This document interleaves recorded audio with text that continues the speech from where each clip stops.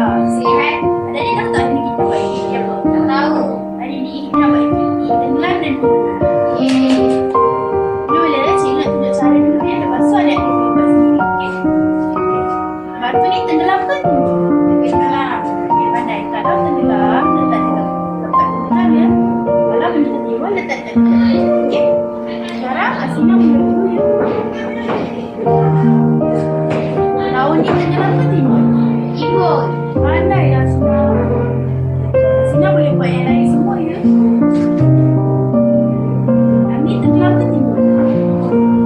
Pandai lah Asina. Yang ni pula? Timbul. Pandai.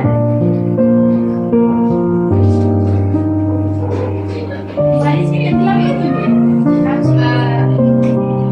Ya, Asina buat yang lain juga ya. Yang ni tenggelam ke timbul? Tenggelam. Pandai lah Asina. Yang ni? Tenggelam ke timbul? Tenggelam cikgu. Pandai lah Asina. Tenggelam ke timbul?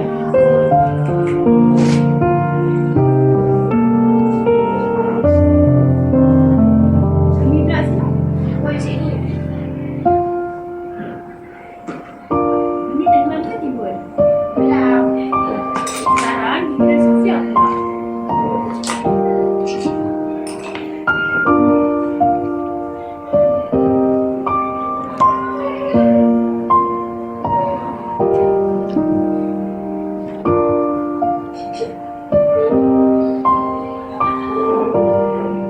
Sofia boleh mula ya.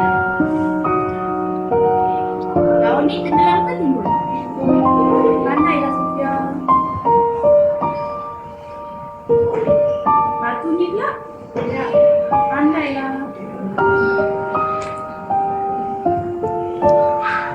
Okey, yang ni pula?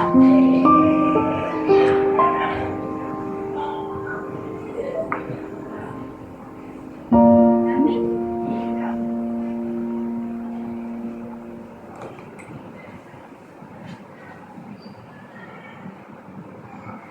Yang ni Sofia?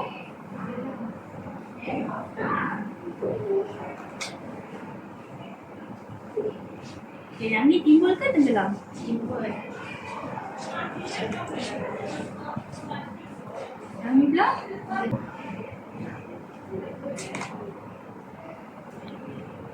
Yang ni Sofia? Timbul.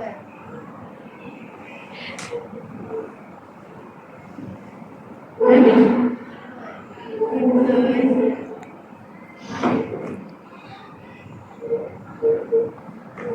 Yang ni tenggelam ke timbul? Tenggelam. Adik-adik seronok tak? Seronok.